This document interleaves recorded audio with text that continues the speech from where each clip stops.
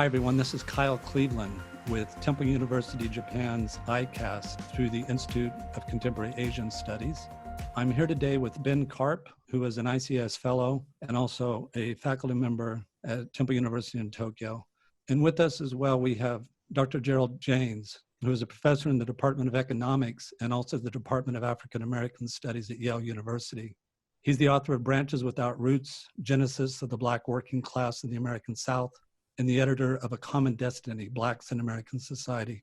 Professor Jaynes has served on numerous academic, public policy, and editorial boards, and has lectured at colleges and universities globally. He's been a past guest at ICAS. We did an event together with Ben in 2012, and it's nice for us to be able to talk about these issues at this time. So both of you, thank you so much for taking the time.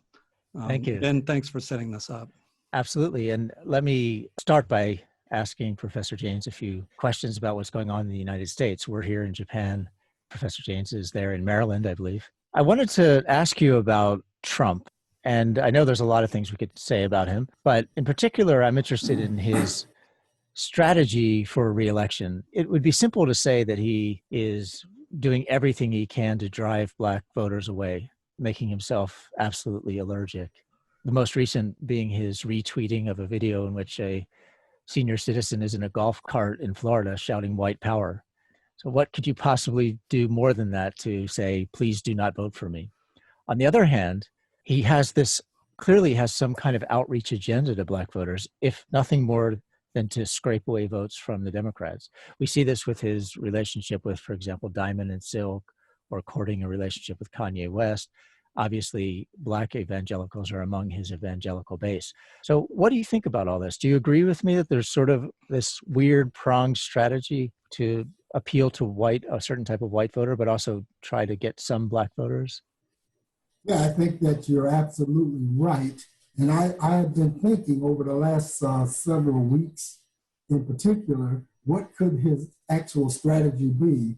And he kind of reminds me of Blacks back in the 1970s, 80s, who were in large cities in very segregated residential areas and who in their ordinary routines only saw other Black people, and they would see white people or people of other races or ethnic groups on television or in movies, things like that. And every once in a while, they might go downtown, wherever they might happen to be. So they got a very incorrect idea of what the world, much less what the United States looked like population-wise. And so I remember a colleague telling me once that he was actually in a bar in, I believe it was Chicago at the time, and he got into a conversation with some people, and they started talking about how Blacks really were horrible people, and these were other Black people. And they were talking about how Blacks were really pretty stupid because since they outnumbered whites, they should just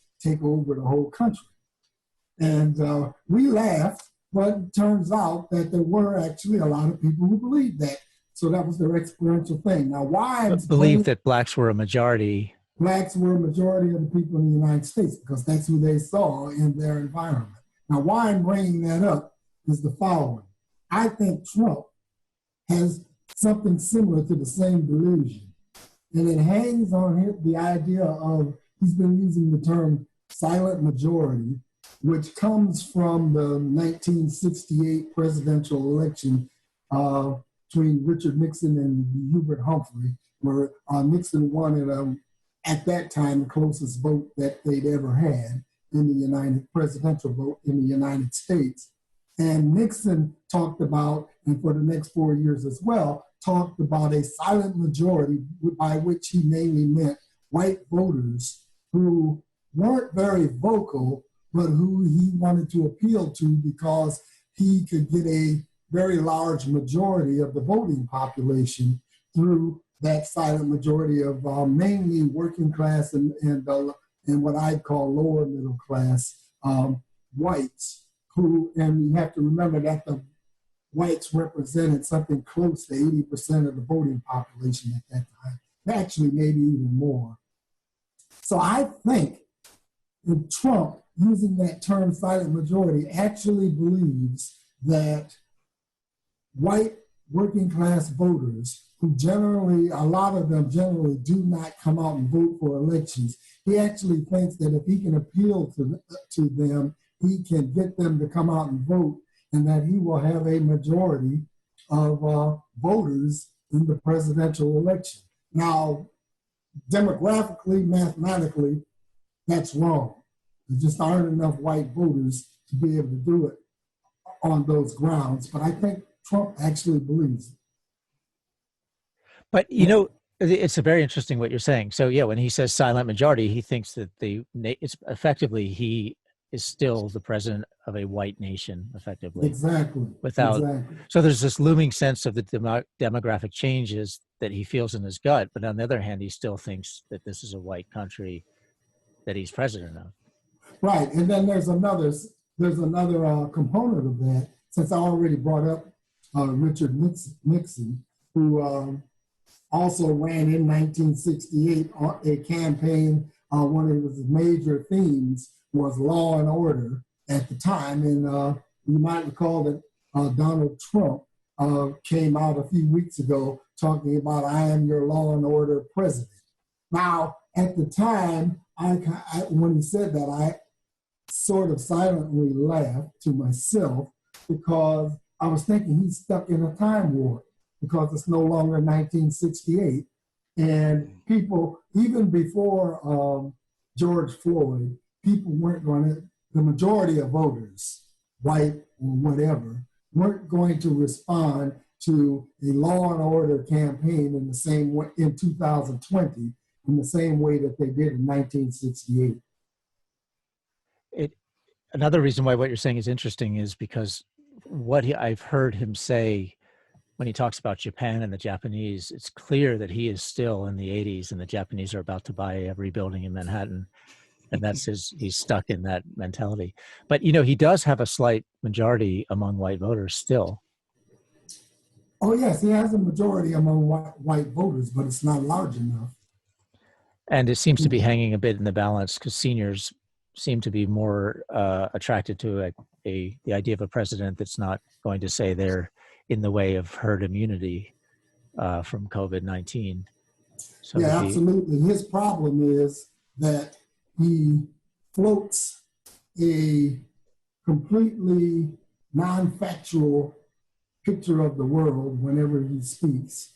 And he can get away with that when he's throwing out facts that can't be verified by people who want to believe what he's saying.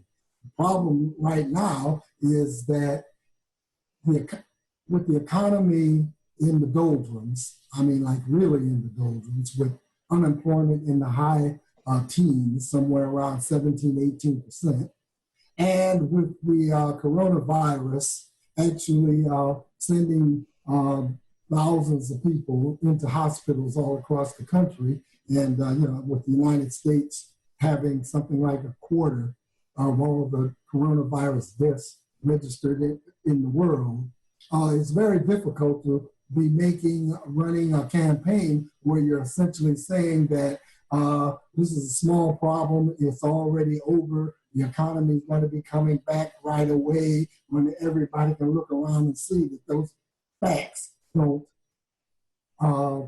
conform to what they're seeing. Right, and now we see the coronavirus spreading into the so-called red states in the rural areas. So when they were in the urban blue states, he was able to maybe maintain that rhetoric to some extent, but every day those numbers are increasing in the area where his base lives. Right, and in the area where his base lives, in those rural areas, even in blue states, but as you say, particularly in red state rural areas, coronavirus is going to be even worse because they don't have the hospital medical health infrastructure that cities have. I wanted to ask you more about the economy, but just staying with the election and the black vote in particular, Trump didn't do so bad in 2016. He did fairly well. I mean, during the Obama years, Mitt Romney wasn't able to sustain what was a fairly normal 8-9% of the black vote, but Trump did get that, and I wonder what you think he may get in the 2020 election, talking about the black vote now? Yeah, right. I think he's running somewhere around 7-8% in the polls right now. And I believe that he got something like that, about 8%, 9% maybe, in the 2016 election. Well, he probably could have held that if it hadn't been for the last three or 4 months. So, and particularly over the last 2 months, he's just been doing everything possible, as we were just saying, to drive away black voters. So I don't think he's going to even get his 8%. Probably going to be down more like 5% or even or 4 or 5%. And do you think that Trump will ultimately carry the majority of white voters? Good question, really good question. I would have said yes a month or two ago. I think that it's now up for grabs. He's in a spiral. He's not changing course in any way. Right. And he is just essentially, by trying to point at the center of his what I call his hardcore base, he is losing all the moderate white, moderately conservative whites. He's losing the independent vote. So I think that even the white vote is up for grabs. Mm-hmm. Now, if you asked me and I had to pick one or the other, I'd say Trump probably wins the white vote, but he's going to win it. If he wins, it's going to be something like 51, 52, 3%, which he needs a lot more than that. It's interesting to see how his every political instinct that somehow worked to his favor when he first got elected now seems to be, seeing him come undone. It's almost like he has a form of political Tourette syndrome, where he always says seemingly the wrong thing, tilting towards his base, but then how does that affect moderate suburban voters that ultimately may swing the election? Yeah, the scary part about that is essentially the economy. I think that's what made that happen. He picked up all these, he's got his base, which I like to think is maybe like 37, 38% of the vote. And then he can pick up other people. And I like to think that white suburban voters in the 2016 election, I was very, first off, when Trump won, like a lot of people, I was very depressed for quite a while. I couldn't even watch television for 2 months. Couldn't watch the news. And one of the major reasons, it wasn't simply that Trump won, I felt that white, college-educated suburban voters threw people of color in the United States under the bus, to use that colloquial term. Why? Because I understood, that yes, they didn't like Hillary Clinton and they didn't like Trump, and a lot of them decided that they'd give Trump a chance.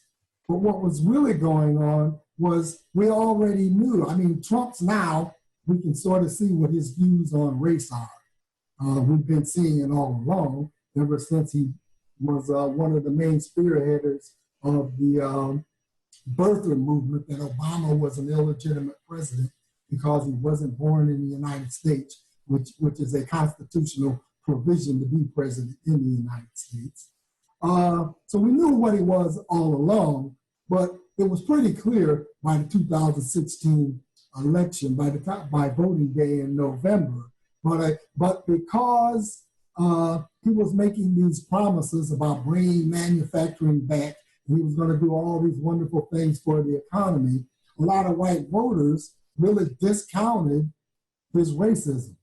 So in effect, if you made a list out, what's important, white voters were essentially saying, well, the economy is important, maybe certain kinds of religious things might be important, things like that.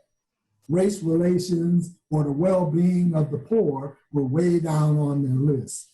And that's what I meant by they threw us under the bus, because they were willing to vote for a pretty clear racist. And that's what was driving him in the polls ever since 2016. So he was able to stay in the low 40s and every once in a while get a bump up to the mid 40% of approval in polls all during his presidency because the economy was operating pretty well. But now it isn't. And what that means is that he's going to have a tough time maintaining the same kind of racial rhetoric and other kinds of rhetoric that puts people off, like it's just a mean-spirited person. And it's not, and people aren't going to say, oh, I'll put up with it because the economy's good. Everybody's got a job that I know has a job. It's interesting that when we did that event at TUJ, that panel in 2012, the title of that was about racial dog whistles. And of course, this is when Obama was president and before Trump had really emerged onto the political electoral scene. So we were talking about the rise of the Tea Party at that time and these kind of codified racial signals. And even when Trump first came into office, although I think most liberals and people who are more sensitive to these issues could see that there was something, I think, really fundamentally racist at the core of Trump's politics, you would have these conversations in the media. I saw it in my classes where people would say, well, is he really a racist? Or, you know, that conversation by now seems almost quaint because how much evidence do you need, you know? And more recently, his response to the Black Lives Matter movement and the murder of George Floyd has just been, I think it's removed any myth of his racial sentiments. That's right. It's making it much more difficult for those voters that I was just talking about a couple of minutes ago to rationalize voting for, particularly at this moment when race and racial justice has come to the forefront. I think a lot of people's eyes have been opened. Seems to us pretty amazing that people's eyes weren't open already, but right. They weren't. Well, Professor Jaynes, you've been writing on these issues for many years.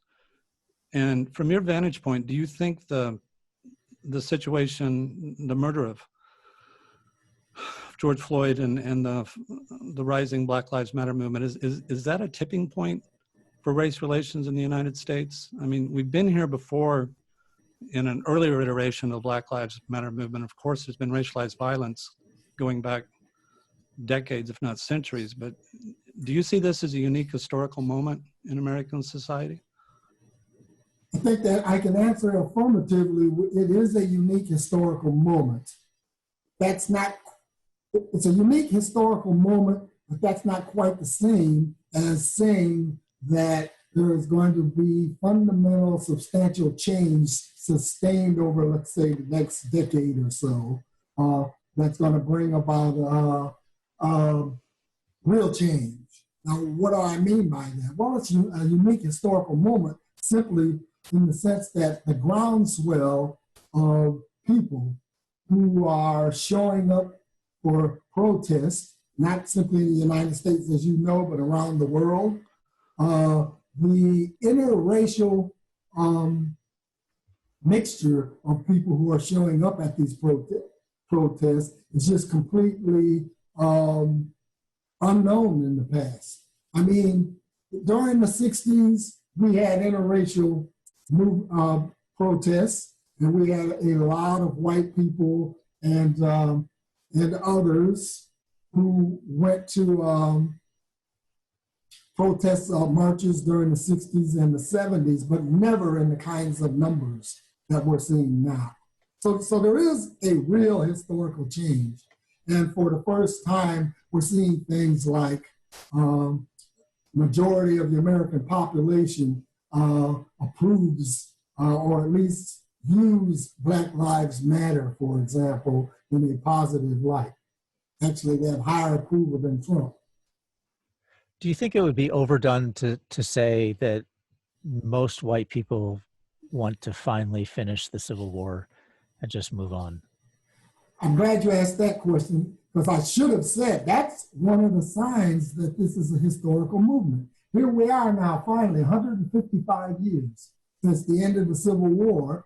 And for the first time, it looks like the Confederate flag is going to be a shameful symbol to put on the back of your car or to fly from your front porch in many, many places all across the country, whereas it hadn't. We're for the first time now having real discussions about not having U.S. military bases and installations named after Confederate generals who fought against the United States, of course.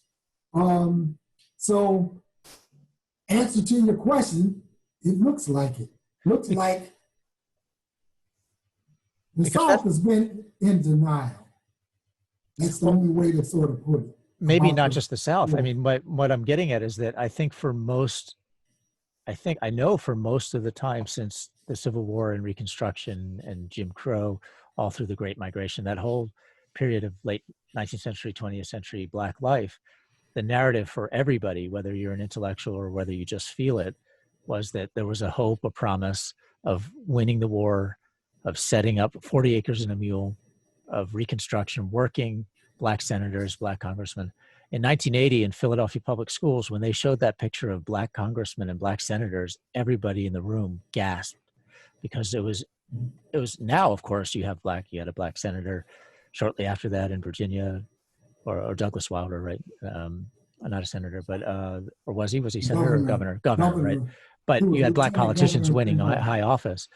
So by 1980, when I was a kid, it was already, the dream had long been dashed. So from a Black perspective, the narrative of Civil War hope, Reconstruction, loss of hope, Jim Crow was just the standard narrative. But for white America, there was the idea the Civil War was won, but we let the South have something for their dignity. Exactly. I always think of what ruled American society from roughly 1880 to now, I call white reconciliation. That is, Northern whites reconciled with Southern whites, and Southern whites in particular, but many Northern whites as well. But in the South, it was really a way of life, racism and keeping particularly Black people in a, I would say, third-class situation. To do that so that there wasn't really any kind of compromise that could be had with white Southerners on that issue. So to have reconciliation, we had to have that Jim Crow system where Blacks just simply lost pretty much all of their rights. But the white people wanted to heal and reconcile the nation. And now it looks like there's a real chance that may be ended. And giving up the idea of the Civil War being this just cause for the South is giving up that denial. So maybe there's something good that will come out of the Trump presidency? The silver lining. I don't look at, you can say that, but see, I look at the Obama-Trump presidencies as two connected things. Trump follows Obama, not really all that big a surprise. We're back to demographics again now. In a sense, 2016-20 is the last gasp, the last possibility for white voters like Trump's base to win an election almost on their own. It's not going to be possible in 2024 because of the fact that they're going to be too small a percentage of the electorate. And thank goodness, a lot of whites aren't in that base. So they vote more moderately or more liberally, however you might want to put it. They have much more egalitarian racial views. So it's not a coincidence that in places like Georgia, Texas, and Arizona, very strong red states for the last 30, 40 years, that all of a sudden they're in play. Well, they're really going to be in play in 2024. Every year, more and more older people over the age of 70 are dying. So we get this, what we call cohort change. Every year, people over 70 are dying in certain percentages, and a new crew of people from 16 to 17 years old become 18 and are able to vote. And they have very different views and preferences on these kinds of issues. And as a consequence, we're just having this change. The demographics are changing so much. And, we need to keep in mind that Trump won by a quirk of the Electoral College. In fact, he lost by 3 million votes. And the margin was very narrow in just a few districts in the swing states of like Pennsylvania, Ohio, Michigan. And I think moderate voters are probably going to be leaning in a different direction. I would think that the black vote will increase in this election because of what we've seen in recent months as well. Yeah, that's the other component of Trump's campaign style, or what he seems to be attempting to do. He doesn't seem to realize that the more he attempts to bring out a particular kind of voter with very different racial attitudes than, let us say, the typical white American, the more he does that, he's bringing out voters on the other side, and particularly voters of color who might not be voting. So there's a very strong literature, particularly political science literature, by the kinds of political scientists who do statistical analysis with voter and census data. One of the solid facts that they've come up with is the following, that when you have black candidates, for example, or very strong racial issues race becomes a strong issue in any election, whether it's at a local or state or national level, that it increases turnout among all groups. So every time Trump might well make a tweet that brings out a few hundred white voters who might not have voted otherwise, he's also bringing out a few hundred voters of color who might not have voted otherwise.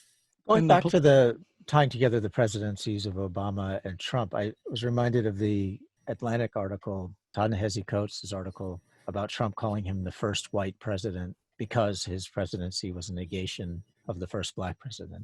But in a certain way, I think what we're talking about is Trump is the last white president because, of course, Biden is of the same racial category, but already will be the first, if he wins, the first president in this new kind of coalition that has allegedly or apparently committed itself to a non-racial future. Do you think in the upcoming election, Biden's pledge to have a vice president who's a woman will have a meaningful impact upon the electoral outcome? Well, I think it will. I think his actual pledge was to have a woman candidate, but now he's being pressed pretty strongly to have a woman of color. And I guess now in the latest polls among Democrats, there's a majority of Democratic voters who want that as well. I think, yes, that is going to have a strong effect on voter turnout. But of course, we see that Biden gets away with things that Hillary couldn't. Things don't stick to Biden, and they will stick to a woman, and they will stick to a woman of color. And that's right. So that works on the flip side. A woman of color in the vice presidential on the ticket in the vice presidential slot may well increase turnout among particularly black voters and other voters of color in the United States, but it's also going to increase white turnout. And then we also have to realize that both candidates are a bit old, right? And I certainly wish Biden great health, but we are in a situation where the vice president becoming the main campaigner is probably likely anyway. Right. And so Trump has the opportunity to be nasty on Twitter in a way that he really can't with Biden. And I think part of his confusion is that he can't make anything stick. They couldn't make the Hunter Biden allegation stick. His Sleepy Joe or Crazy Joe just doesn't really work. Tries to call him incoherent when he himself has a hard time speaking. It's just not working in a way that, for example, if Kamala Harris is the face of the Democratic campaign, may be a problem. It could work there simply because she's not well known. It's kind of difficult to frame a candidate who the entire country's known for 30 years. That's the problem that Trump's having. See, Hillary already had a lot of detractors. She had, when the whole campaign started, she had this pretty high negative rating or disapproval rate, so you could frame her. But Biden doesn't have that, and people know him. You could see this in the recent campaign rally in Tulsa, where Trump was referring to Biden as being part of the far left, and then he corrected himself and said, well, he himself is not part of the far left, but he's controlled by the far left. And he himself realizes that that label doesn't really apply. Yeah, exactly. Even Trump has to have nuance to an extent. Because he understands another component of reality, this reality check. I mean, back to the point that you were making a while back, all of a sudden, things are just cascading on him. See, the way I like to try to think about that, there's two ways. Incompetence.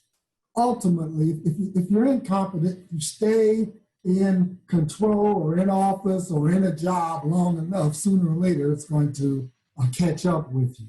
And then we're also back to that famous quote from Abraham Lincoln, right? You can fool all of the people some of the time, some of the people all of the time, but you can't fool all of the people all of the time. And that's connecting up on Trump too. Another aspect that political operative Michael Murphy has made this point that people are just exhausted by Trump. You know, the daily deluge of this, and America's looking for a president that it can ignore 3 days a week. Right. And Trump, has played the election cycle, the media cycle to his advantage, but it's really emotionally exhausting to people, particularly with the COVID crisis, to amplify all of that. And I think because of that also, it's going to be very hard, going back to the law and order and Nixon's advantage and silent majority. The problem Trump has, I think, is that people basically, I think, understand that as long as he's in office, there will be this kind of chaos, that even if he wins, it's not going to go away. It may not go away if he loses, but certainly the pandemic's not going away until we have a vaccine. But some of the protests are associated with him in a way that he can't say, I'm on the other side. It's separate from me. People associate that chaos with him. Yeah, well, if he were to win, I mean, he's already made pretty significant deterioration of our social and political institutions, like the Justice Department, just as one example of the State Department, our foreign relations. It's pretty awful. Awful is not even a good enough word. What he's done, and if he were to win again, you can just imagine what's going to stop him. I think the weakness in the American political system has really been brought to the fore. Besides the Electoral College, which is just totally undemocratic, the weakness is the following. The system is set up in such a way that it depends on moral courage among political leaders, and we haven't seen any of that. I would say on both sides. I'm going to save my criticism of the Democrats until after Joe Biden's president, but there's not great moral courage on that side either, right, in my opinion. Going to the economy, can you envision the economy improving well enough before the pandemic is solved, or is it's going to be some kind of problem until this is gone? This is going to it's going to be a world problem. Minimum sometime in 2021. Here's the problem. When back in May, Trump started talking about, this has got to end. We can't shut down the economy. People have to go back to work. We're bringing everybody back. And then a few governors in red states started echoing that same sentiment. Florida, Georgia, Texas as prime examples of that. My first thought on this was they don't understand the most basic aspects of what you would learn in the first 3 weeks of an introduction to economics class, that there's a thing called demand. Supply and demand economics, right? Well, what do I mean by that? I simply mean you can open up restaurants, barbershops, that people have to come. And people, as long as there's not a verifiable vaccine that they know that they've gotten, and that they don't have to worry about them getting the virus and bringing it back to their house or apartment or wherever and infecting a loved one or friends. People just aren't going to be out there doing the kinds of activities that they did in the past. Now, there will always be a fraction of the population that will, mainly made up of the young, because they're invincible, right? So in short, it's not going to go away, and there's going to be. It's not going to go away because it's not going to be, the spending power won't be there. It's not even an economic problem; it's a virus problem. It's a virus problem. All kinds of people I say it every week, right? That he doesn't seem to understand. You had to solve the health problem in order to solve the economic problem. That's right. People have to be confident. I can go out to the mall. I can go to a restaurant. I can go to a movie theater. I can go shopping at an automobile dealership. If I don't think I can do those things safely, I'm going to wait. Right, and people are relying on a vaccine, but the epidemiologist Michael Osterholm at Minnesota has made the point that even if tomorrow there was a vaccine, that has to scale up. And if you were distributing 1 million doses a day, it would still take a year to inoculate the entire United States. And so even with the vaccine in hand, it could be a long period of time before it has a broad impact upon the population. And there's a certain amount of people in the United States who are going to refuse the vaccine because they think vaccines are dangerous or. Right. Yep.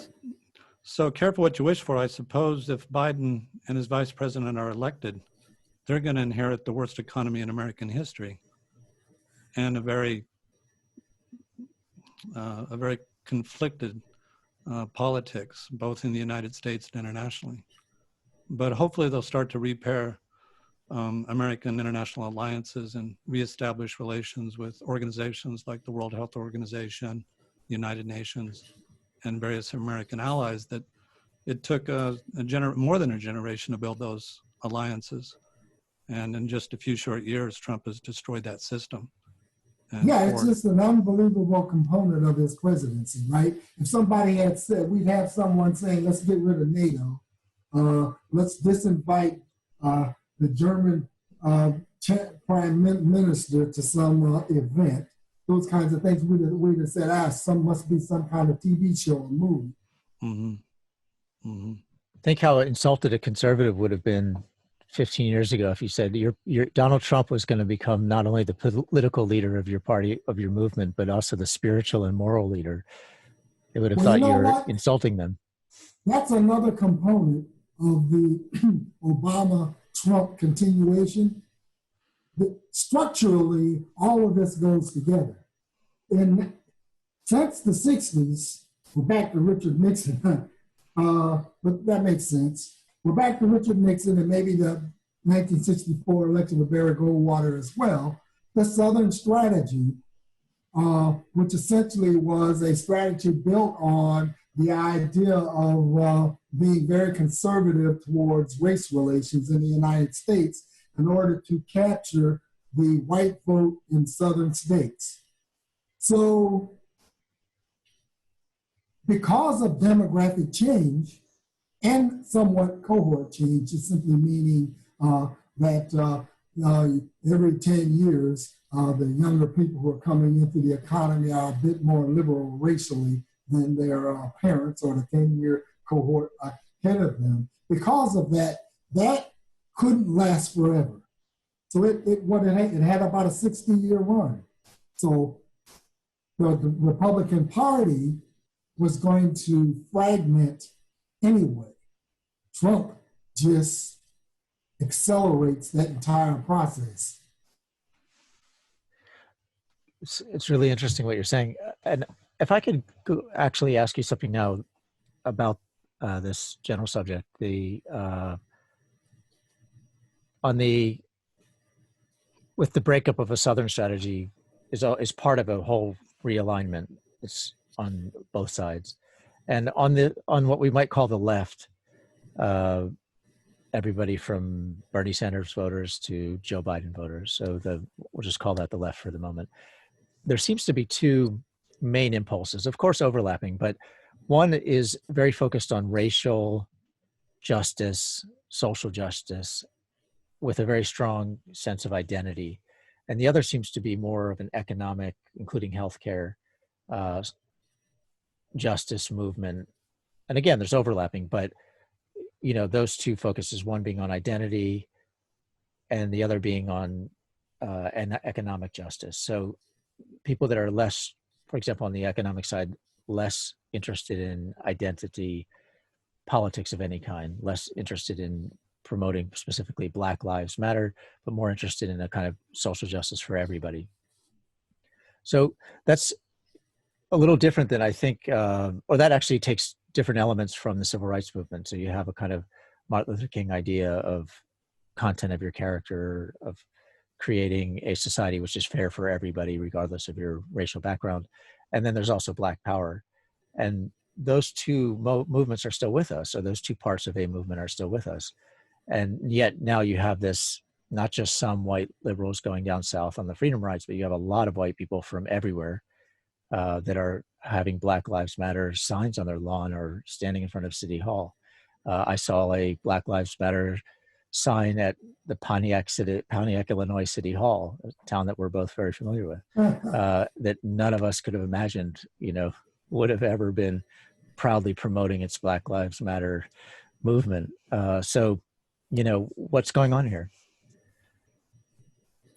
Well, I mean, that's just politics, right? I mean, all political parties have their factions, and then they have outsiders who aren't members of. If you go to the United States, we've got the two major parties. We've got other outsiders who sometimes coalesce with one of the two parties, and often don't at all. Which is one of the interesting things. The Sanders people, for example, a lot of those never voted for Democratic in the first place. They voted for the Green Party candidate. So in some sense, you don't really lose as many voters as you might think if they become disaffected.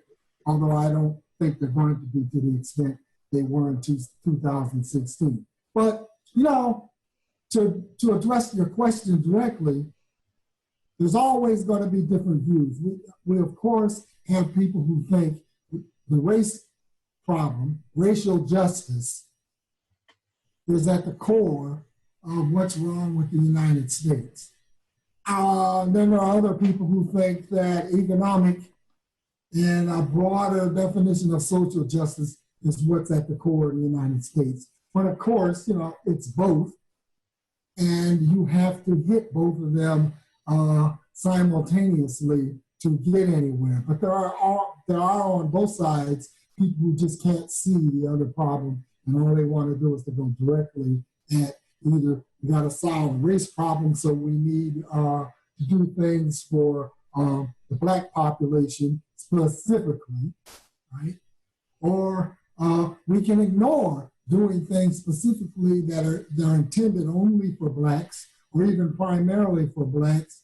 If we look at class and social justice issues, we're going to automatically solve a lot of the race problems. Well, it's true that if you look at class issues and do things, you're going to solve a lot of the race problem, but you won't solve even most of it, because there truly are these racial problems. One question I would have is, if you look at Joe Biden's history, going back to when he was a younger politician, is he really a president to solve race issues in the United States? Because as Kamala Harris had pointed out in the primary debate, he wasn't exactly on the side of racial justice early in his political career. And we're talking about his votes on crime bills and things like that. Well, and busing and I mean, he represented the white community of Delaware, and Delaware is right. effectively a southern state. I mean, Yeah. Well, and you know how progressive is a person who had, in the way that he dealt with Clarence Thomas and Anita Hill, controversy at that time. So I think it highlights that it makes the vice president all the more important for the future of his politics. He himself has said that he sees himself as a transitional candidate, which is conceding that as a person into his 80s, it's very likely that whoever the vice president is either could take over or will be the next candidate. I remember hearing James Carville talk about this, and he said that the only political institution in the world that has a leader over the age of 80 is the Pope. The Catholic Church in the United States doesn't need a Pope. I think that he ought to specifically say he's not running in 2024. I think he's actually really embraced at a deep level the fact that he is running this Moses campaign where he's going to lead us out of Egypt towards the promised land. He's not going to necessarily make it himself, but there will be a Joshua, a female Joshua, who is going to go in and into the promised land. And I think he's running what in my opinion, my humble opinion, is the right strategy of setting himself up as a figurehead who represents a certain kind of order that we were used to before Trump. He represents stability and normalcy in a situation that's become so dysfunctional. And decency. He's not going to be on Twitter calling anybody names. Right. Absolutely. So with respect to his political history going back to the 70s, I like to be open-minded with candidates that they can show growth and change over time. That is,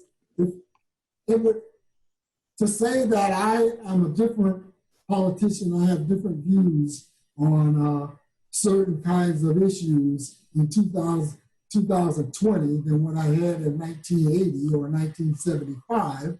And in fact, I've shown that to be the case over a pretty long period of time. It's perfectly satisfactory to me. Now, if all of a sudden we wake up tomorrow and Trump's saying all kinds of things that contradict what he said last week or today, that's a lot more problematic.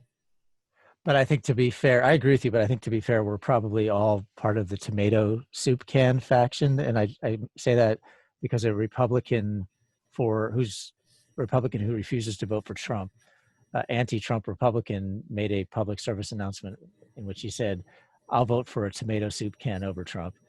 So I think probably we're all likely to be very forgiving of a person who can credibly defeat Trump. Right.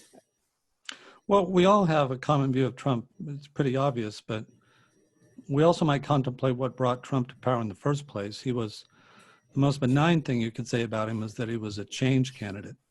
And if you look at Obama, Bernie Sanders, Trump, they all represented a kind of a change, a disruptor, a person who would deal with the political institutions in a different way. So does Biden, among the populace that voted for Trump, is that focus on having fundamental institutional change something that a person like Biden might be able to bring to American politics?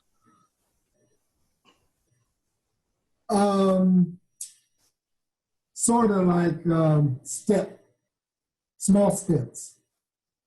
That's where Biden is. I mean,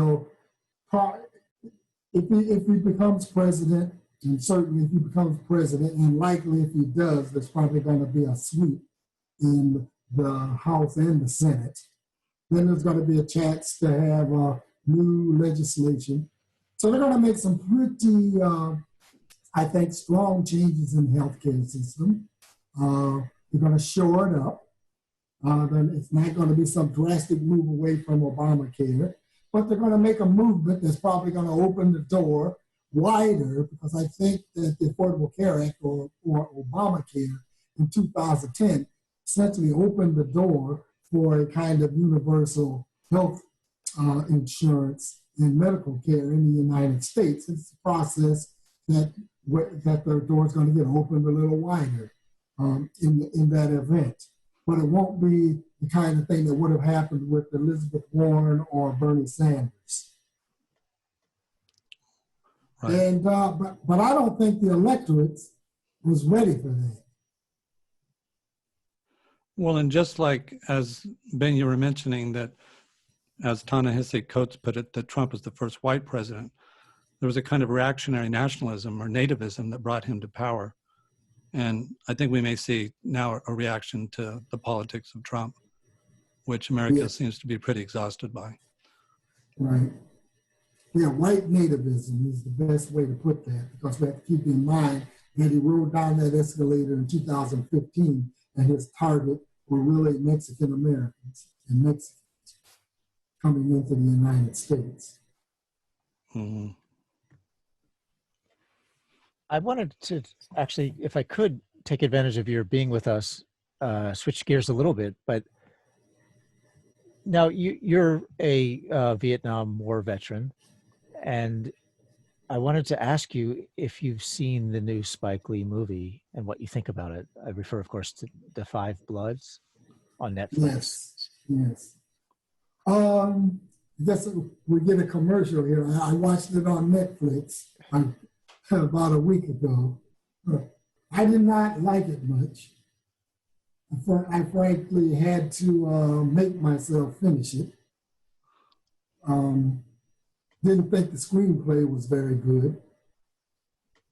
Let me just go through the 2 or 3 things that made me not like the movie very much. The most important would be Spike Lee stereotype characters in the movie. Spike Lee seems to think that every Black male in particular can't say 4 sentences without a curse word, with his favorite being MF. And frankly, as someone who was in the Army and in Vietnam, spent 3 years in the Army, 1 year in Vietnam, back during that period that this movie's represented, that's not the way people talk. It's not so. They were soldiers, and they were in Vietnam in a combat zone, so it wasn't like they weren't cursing, but they weren't cursing to the extent that Spike Lee characters do. So I think that there's just a kind of raw construction of African Americans all coming from large cities in the United States. So effectively, they're all from New York, some borough in New York, or Chicago, or Philadelphia, or Houston. And there aren't any African Americans anywhere else. That's one problem I have with Spike Lee characterizations. But these characters just did not seem real to me in any sense, except for the one character whose name I've forgotten, who discovered that he had left a daughter there during the war, which incidentally I'm sure is one of all Vietnam veterans' perennial nightmares, that they left a child, that they had a child who grew up and they never knew about them, and maybe they went through a pretty rough time period. I know I've thought about that as a possibility and shudder to think about it. So that was a real component of the movie. The other thing, which is kind of different, but you do a movie about Vietnam. I have to say, I went to Vietnam when I was 19. And one of the first things I thought about that country, most beautiful landscape I had seen at that time, which wasn't saying a whole lot, but since. It's just an absolutely gorgeous country. And so you see a movie that is filmed in Vietnam, you expect to see some pretty great cinematography sweeping out over some of that landscaping. And most of them are movies about Vietnam, whether they're the Vietnam War, whether they're post or at present time. actually do a pretty good job of that. Politically, what did the movie do? Well, it certainly was up to speed on the idea that the United States had no business being there, that they were intervening in a civil war. I think we don't have time, but one of my most important experiences in Vietnam was one of my jobs was riding shotgun on a mail truck in Saigon.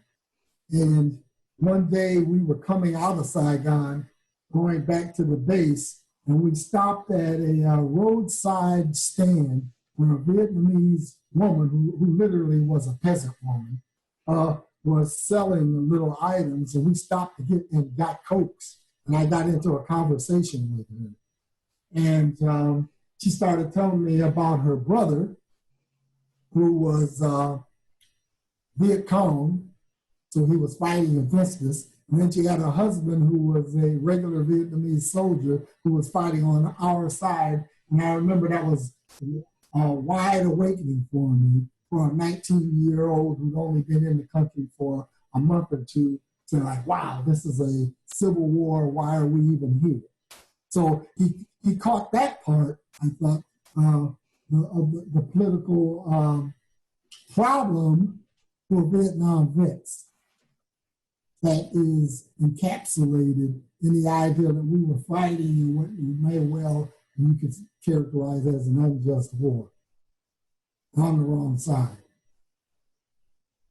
What did you think about the intersplicing of very heavy-fisted, really, just intersplicing of Black figures and Black history lessons? Well, you know, that's a Spike Lee characteristic too. I mean, I guess that's okay, particularly when you put it in one or two characters, and just, you know, that's the character who's going to just keep doing that. It seemed to me there were several movies going on at the same time. There was the pot of gold kind of story. There was the Vietnam part, and then there was the history lesson part. Yeah, absolutely. So you had to suspend, for anyone who had any military experience, we had to suspend judgment right away there, because there's no way that the military authorities are going to send the ordinary squad of soldiers with the 1st Infantry Division to recover this gold, right? They're going to send a special ops or at least special forces team in there to do something like that. So you immediately had to suspend judgment, which I guess is okay because it's a movie. And then let me just ask you very quickly, did you have a sense of being a blood? Was there really that bond, or was that something that was later that you developed that consciousness? Well, there's that consciousness because, well, first off, I was there in the late 60s. The military was still desegregating. What do I mean by that? It had for anyone who would be listening, you have to remember that in every war the United States has been in, at least since the French and Indian War and which was before the Revolutionary War, Black troops had been segregated from white troops. So they had Black units and white units. And President Truman desegregated the U.S. military in 1948, officially. They actually got desegregated officially at the Battle of the Bulge in Europe during, I think that's 1944, because it's one of the biggest turns in that war and on the European theater. And when they brought segregated Black troops to the front, the Germans immediately started attacking the Black troops. And the military commanders understood that this was a big weakness. So they just issued orders that all the Black troops that were segregated had to be mixed in with the white troops so that couldn't happen anymore. So that's how the Army really got segregated. So Truman desegregates it, but there was a lot of resistance to that Because keep in mind, it's the United States 75 years ago. There was a lot of racism. Well, in the 60s and 70s, the Army was still going through the throes of trying to become an integrated unit. And so there was a lot of turmoil, a lot of fights between soldiers, naval people, and all kinds of things going on, a lot of discrimination in the ranks. Why? Because, so there would be a lot of solidarity amongst Black troops. It's amazing. It's thank you for giving us that extra piece. As we're on the topic of movies, Jerry, are there any movies that you feel more accurately represent the experience that you went through back in the 1960s? Well, if we're going to have a favorite Vietnam movie, for me, it's going to be Full Metal Jacket, Stanley Kubrick's Full Metal Jacket. I thought it captured a lot of very realistic scenes.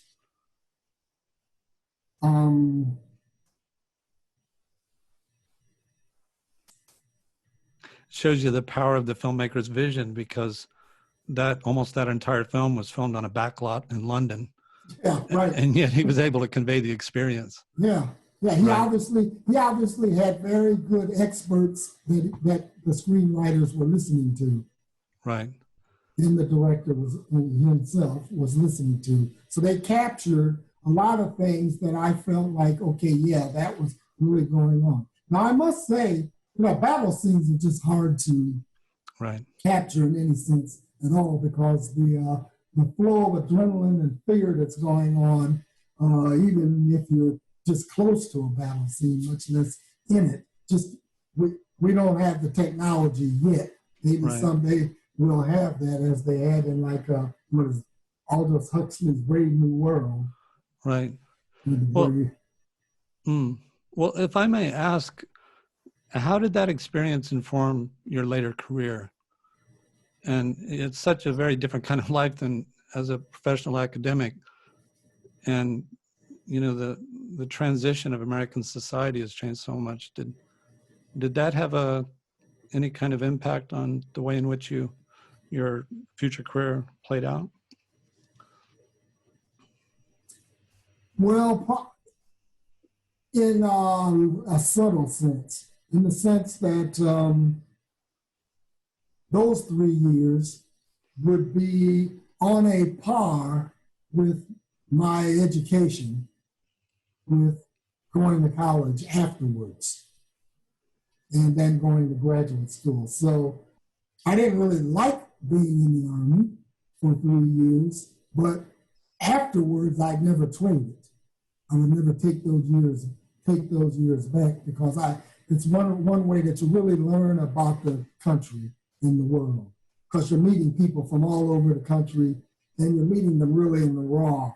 You're meeting them in the raw. So one of the most crucial experiences I ever had, which probably is part of who I am today, was a night I spent in a foxhole with a young white soldier from Mississippi. And I had really stereotyped, and maybe you shouldn't call them stereotypes, about Mississippi in 1967, because that's when that was. But we spent a night in a foxhole together, and a fight broke out, not right around us, fortunately, but very close, so that we could observe it. And we weren't speaking when we went into that foxhole for several hours, but after that firefight ended, we were speaking, and we emerged the next morning. I wouldn't say friends, but on very cordial terms.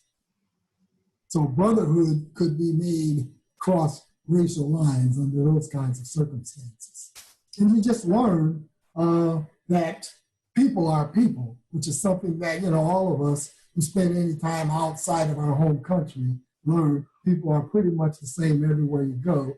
And you're going to meet great people, and you're going to meet people who aren't so great as well. But by and large, most people are really nice, warm people. Thank you very much. That's very interesting to hear that from your perspective. Thanks, Jerry, for spending time with us. It's really great not only to have your perspective in an academic way, but also something so personal, your experience in the war and what you think about that now. Thank you, Bennett. It's been a real privilege to hear you and Professor Jaynes talk about these issues. You have a very unique perspective on this, and it's very insightful, and I appreciate you taking the time to join us on the podcast. Thank you, Kyle. I hope we can do this again soon. Certainly we will.